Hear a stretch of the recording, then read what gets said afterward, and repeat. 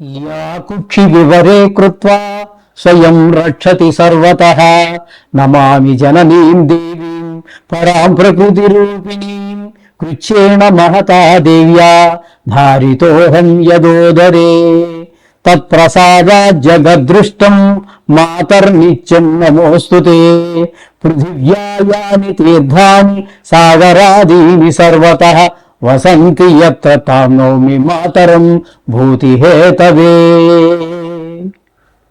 మాతృదేవో భవ పితృదేవో భవ. ఇప్పుడు మనము ఫిబ్రవరి నెల 2026 సంవత్సరంలో 1వ తారీఖు నుంచి 15వ తారీఖు వరకు, యాక్చువల్లీ నిజానికి ఫిబ్రవరి నెల 28 రోజులే, పక్ష ఫలితాలు అన్నప్పుడు 14 రోజులు చెప్పుకోవాలి. కానీ ఆ సాంప్రదాయం మిగతా 11 నెలల్లో ఉండదు, కొన్ని సంవత్సరాల్లో కూడా ఉండదు. కాబట్టి ఈ మనము 15 రోజులుగా పక్ష ఫలితాలుగా ద్వాదశ రాశుల వారికి ఏ ఫలితాలు ఏ విధంగా ఉంటాయో సశాస్త్రీయమైన పద్ధతిలో తెలుసుకునేటటువంటి ప్రయత్నం చేద్దాము. ధనురాశి వారికి ఫిబ్రవరి నెల 1వ తారీఖు నుంచి 15వ తారీఖు వరకు 2026 సంవత్సరం గోచార ఫలితాలు ఏ విధంగా ఉన్నాయో తెలుసుకునేటటువంటి ప్రయత్నం చేద్దాము. ఇక్కడ ఈ ధనురాశి వారికి ద్వితీయ స్థానంలో 4 గ్రహాల యొక్క సంచారం జరుగుతోంది. ఇక్కడ బుధుడు 3 రోజులు సంచారం చేస్తున్నారు ద్వితీయ స్థానంలో. బుధుడు యొక్క సంచారం ద్వితీయ స్థానంలో ధనానికి లోటు ఉండదు, మాట బాగుంటుంది, అలాగే కుటుంబంతో ఆహ్లాదంగా ఉంటుంది. ఇంట్లో ఎవరికైనా కంటికి సంబంధించిన గృహంలో ఈ ధనురాశి వారికి కంటికి సంబంధించిన వ్యాధులు ఏమైనా ఉన్నట్టయితే అవి కాస్త శాంతిస్తాయి.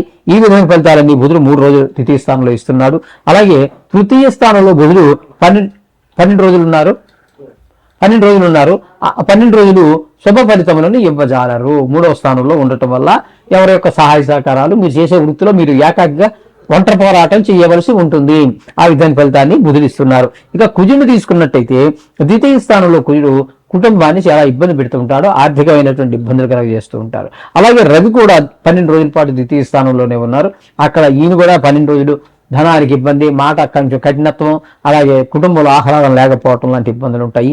అలాగే ఈ రవి మళ్ళీ సంక్రమణం చెంది కుంభరాశిలో ప్రవేశిస్తారు.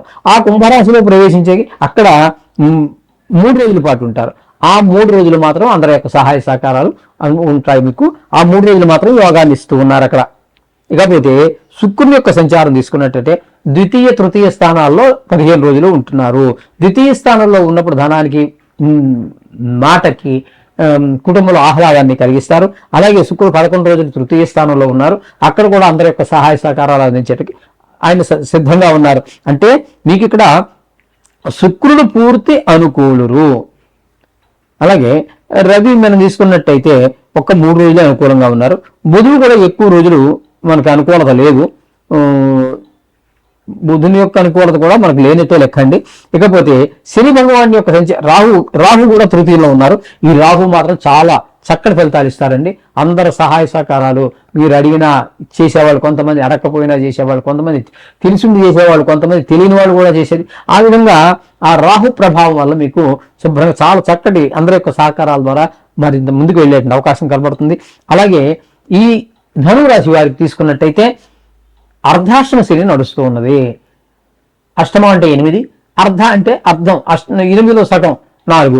4వ స్థానం అనేది సుఖస్థానం. ఆ సుఖస్థానంలో మనకి ఏవైతే సుఖస్థానంగా చెప్పుకుంటున్నామో, భూమి, గృహము, వాహనాలు, తల్లిగారి ఆశీస్సులు, ఇట్లా మన స్వభావం, ఇవేవైతే సుఖ స్థానం అనుకుంటున్నామో అవన్నిటినీ కూడా ఆయన ఆటంకాలు కలిగించేటటువంటి పరిస్థితి మనకి అర్ధాష్టమ శని ద్వారా ఈ ధనురాశి వారికి తెలుస్తున్నది.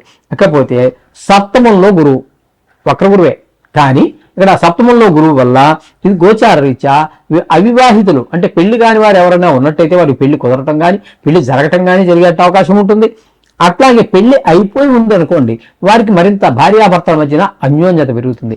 అలాగే భాగస్వామ్యంలో వ్యాపారం చేసేవారు ఎవరైతే ఉన్నారో వారి మధ్యన కూడా ఏకాభిప్రాయం ఏర్పడుతుంది. ఎప్పుడు కానీ ఏకాభిప్రాయం చాలా విజయాన్ని అందిస్తుంది. భిన్నాభిప్రాయాలు శుభాన్ని కలగజేయవు. ఇది గుర్తుపెట్టుకోండి. మీరు జీవితంలో కూడా ఆచరించండి. ఏదో కేవలం ఇప్పుడు మనం ఏదో గ్రహాల గురించి చెప్పుకుంటున్నామని కాదండి, ఎప్పుడు కానీ మన జీవితంలో ఎప్పుడు కూడా ఏకాభిప్రాయం అనేది చాలా ఆచరణీయము, అనుసరణీయము.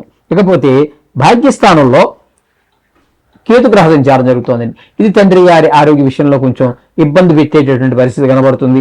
అలాగే ఏదైనా గుడికి దేవాలయాలకు వెళ్ళాలంటే ఆ విషయాల్లో కూడా ఇబ్బందులు చాలా ఉంటాయి. అక్కడికి వెళ్ళాక ఇబ్బంది పడటమో, లేకపోతే వెళ్ళే ముందు ఇక్కడే ఉండి ఇబ్బంది పడటమో, లేకపోతే తిరిగి ప్రయాణంలో ఇబ్బంది పడటమో, ఏదో రకంగా ఈ ఈ కేతు 9వ స్థానంలో సంచారం ఆ విధమైనటువంటి ఫలితాలన్నీ ఇవ్వబోతుంది. అంచేత వీరు కూడా పెద్దగా వీరికి అనుకూలమైనటువంటి గ్రహాలు ఒక గురువు ఒకటి మంచిగా కనబడుతున్నది, శుక్రుడు ఒకటి అనుకూలంగా ఉన్నారు. ఇంకా మిగతా గ్రహాల గురించి ఏదో కొద్ది రోజులు ఉన్నప్పటికీ మొత్తం మీద యావరేజ్గా మాత్రం వీరికి శుభాశుభ ఫలితాలని ఈ ధనురాశి వారికి అందబోతున్నాయి.